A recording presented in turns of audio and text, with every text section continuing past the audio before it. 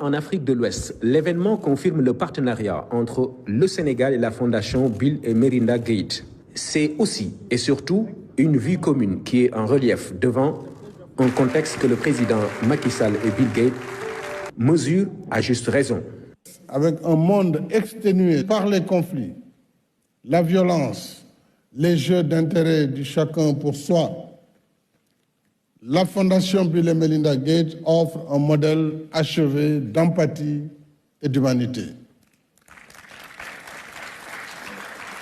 En effet, il faut avoir un grand cœur et un sens élevé de l'altruisme pour consacrer son temps, ses efforts et ses ressources à la santé et au bien-être de millions d'hommes et de femmes de tous les âges à travers le monde, sans aucune distinction.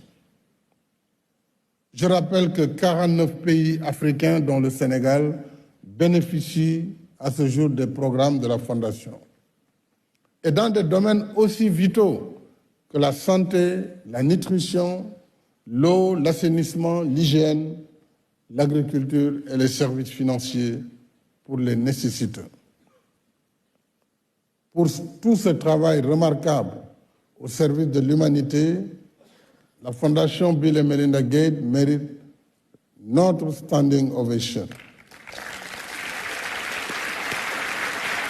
Le but du Grand Challenge est d'améliorer la santé des populations et de leur donner la possibilité de sortir de la faim et de l'extrême pauvreté.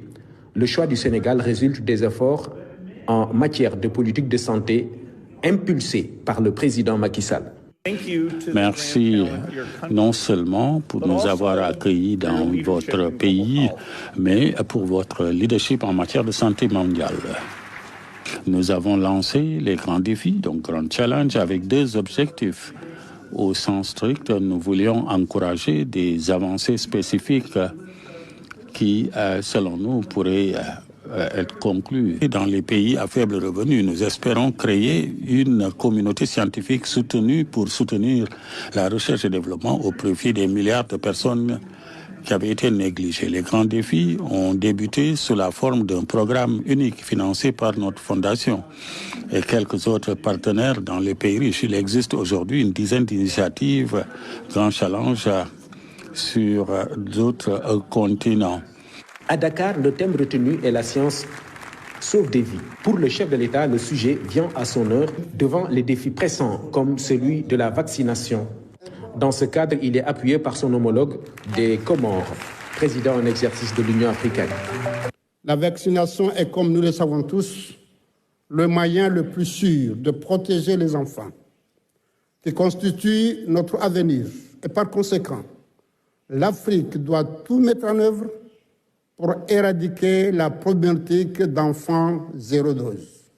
À cet égard, nous devons renforcer nos partenariats, et notamment avec nos amis de la Fondation Bill Gates, ici présents, mais aussi et surtout investir davantage dans la recherche, le développement et l'innovation. Et pour atteindre les objectifs de la couverture santé universelle et de la sécurité sanitaire, il faut un financement plus important et mieux ciblé des systèmes de santé, ainsi qu'une approche cohérente des soins de santé primaires à l'échelle de notre continent. Je saisis d'ailleurs cette occasion pour saluer ici les progrès remarquables réalisés en la matière par le Sénégal. Nous devons continuer le plaidoyer pour que les vaccins produits sur le continent accèdent aux plateformes de commercialisation, vous l'avez si justement dit, Monsieur le Président Azali. D'autant plus qu'il y a des expériences en la matière, dont celle de l'Institut Pasteur de Dakar, IPD, qui fabrique, comme vous le savez, depuis plus de 90 ans, le vaccin contre la fièvre jaune. Au demeurant, l'IPD est l'Institut de recherche en santé, de surveillance épidémiologique et de formation, IRSF, du professeur Mbou, constitue deux de nos laboratoires de référence au Sénégal qui contribuent régulièrement au progrès de la science en matière de santé. Il mérite nos applaudissements. Dakar est donc à l'honneur. Les conclusions issues de ce grand rendez-vous seront d'un grand apport pour un pays qui va accueillir le siège de la Fondation Bill et Melinda Gates en Afrique de l'Ouest et du Centre. Autre temps fort de cette rencontre, le panel de haut niveau animé par le président Macky Sall aux côtés du scientifique et philanthrope Bill Gates sur la promotion des sciences et de la technologie. Pour le chef de l'État, l'Afrique doit miser sur l'innovation technologique et l'intelligence artificielle pour garantir l'avenir des générations futures. Le chef de l'État a saisi l'occasion pour décorer Bill Gates, qu'il a élevé au rang de commandeur dans l'Ordre national du Lion. Pape Biram Biguignaï. Vision, leadership et trajectoire d'excellence. L'excellence dans la promotion des sciences et de l'innovation technologique. Le fil rouge d'un panel de haut niveau animé par le président Macky Sall et Bill Gates. En toile de fond, le rôle déterminant des leaders. Comme le monde évolue vers l'intelligence artificielle, vers la numérisation, la digitalisation du monde, il nous faut former notre population dans ces domaines. Sinon, nous allons perdre totalement le contrôle et nous allons être en périphérie. Donc, développer les STEM, sciences, techniques, engineering et mathématiques, ça commence déjà au préscolaire. Parce que c'est une question d'environnement. Les enfants, déjà, dès le préscolaire, on leur donne des outils ludiques, bien sûr. Il ne s'agit pas de leur apprendre de X, Y ou Z, mais c'est déjà de les mettre dans cet environnement où déjà ils auront la curiosité, la volonté. Et au primaire, on pousse vers la vocation. Déjà à partir du secondaire, ils seront aptes. Donc il nous faut apprivoiser cette technologie et cet environnement pour nous permettre demain d'être aptes dans les biosciences, on l'a vu, la fabrication de vaccins, toute cette évolution nouvelle sur les gènes, sur les géosciences. Nous avons les meilleures ressources naturelles, mais il nous faut maîtriser ces domaines-là. On ne peut pas les maîtriser si on ne crée pas l'environnement et on ne développe pas ces matières pour la population africaine. Il y a la recherche ouverte qui apporte des incitations à des éléments comme le microbiome. Et il y a beaucoup de recherches aujourd'hui qui ont été financées dans les pays riches. Ça, c'est une bonne chose.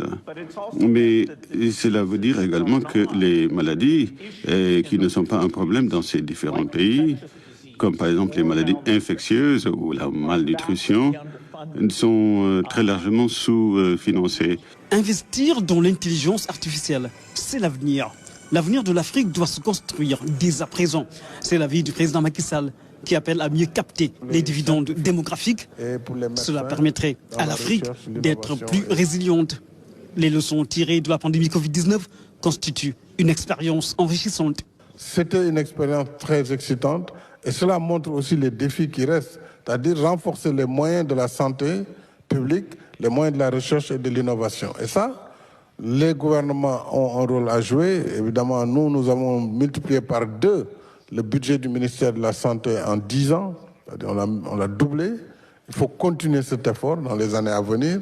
Mais il faut également aussi développer des synergies avec les philanthropes qui jouent un rôle essentiel, mais qui ne sont pas très connus en Afrique, surtout en Afrique francophone. L'Institut Pasteur, par exemple, il a fallu que nous, on donne un terrain, qu'on mette plus de 20 millions de dollars sur notre budget. D'ailleurs, les premiers tirages, droits de tirage spéciaux que nous avons reçus du fonds, nous avons tiré près de 20 millions de dollars pour le mettre sur l'Institut Pasteur, pour montrer à nos partenaires que nous sommes prêts à apporter notre contribution dans la fabrication de vaccins en Afrique. Ce qui est également formidable, c'est la visibilité du travail qui reste à faire. J'ai commencé avec la révolution numérique, le défi de la distance.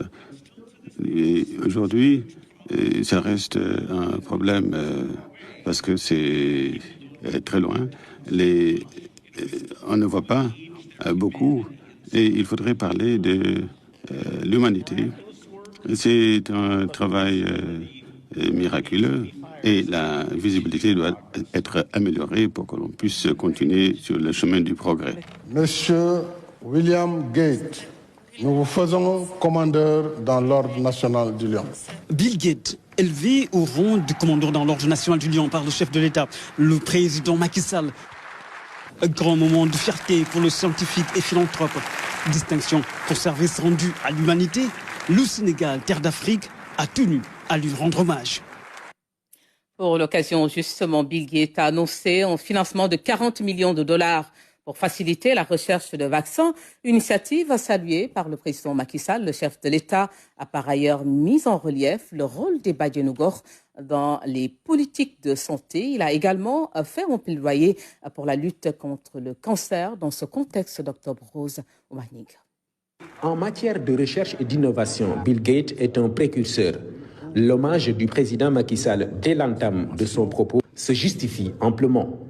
Je salue en vous un innovateur qui a contribué à changer la manière de vivre depuis l'introduction de Windows, qui a apporté une révolution, puisque les générations des années 80, 90 connaissaient combien il était difficile d'apprendre les langages informatiques, les systèmes d'exploitation. Et c'est grâce à vos technologies avec Windows que tout cela a été ramené à la disposition du plus grand nombre.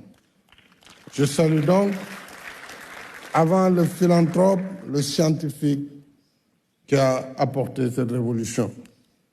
Cela dit, la recherche exige un financement conséquent. Les actions menées par le philanthrope Bill Gates, dans ce cadre, doivent inspirer afin de réduire les coûts.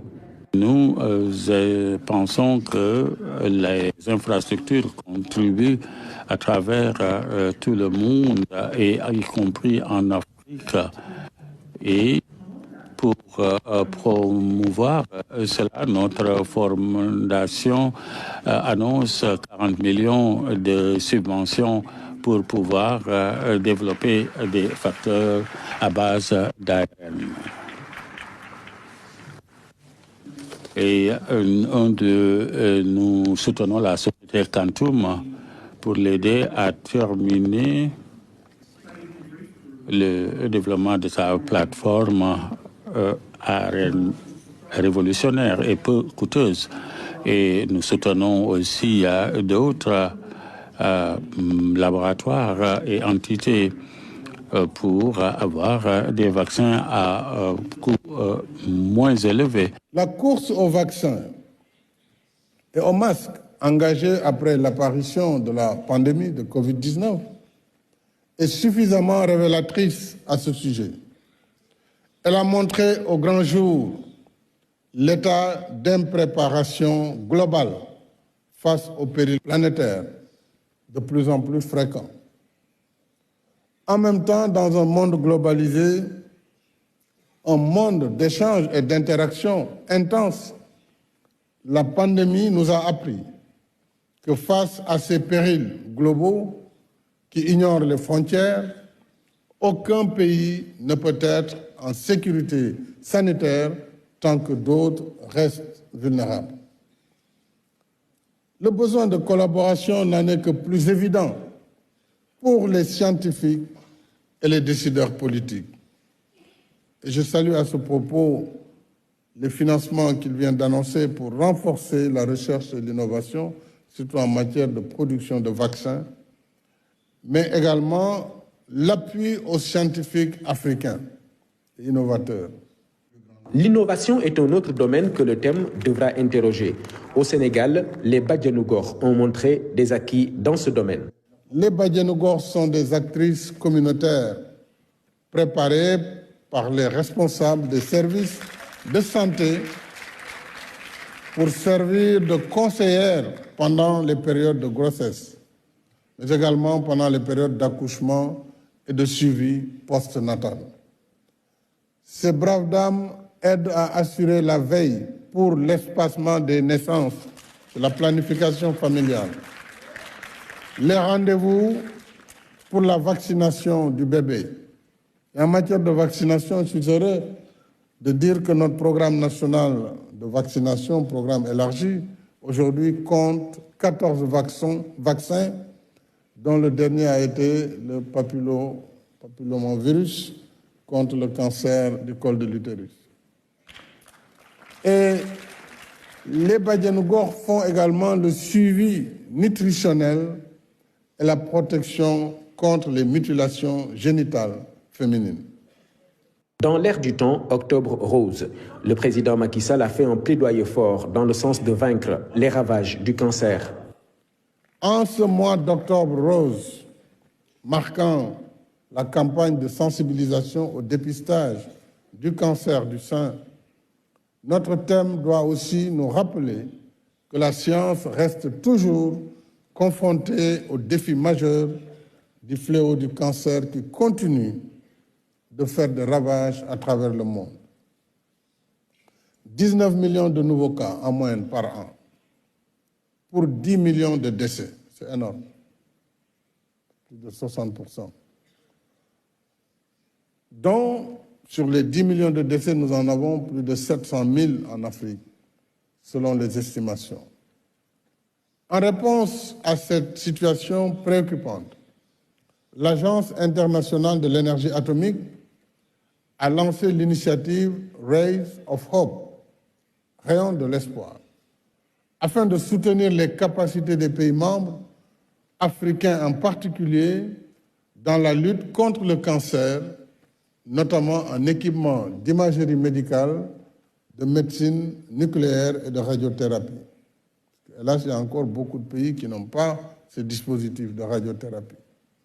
En tant que parrain de cette campagne, j'engage les pays et institutions partenaires et toutes les bonnes volontés à appuyer l'initiative Rays of Hope qui veut contribuer à la réalisation des ODD.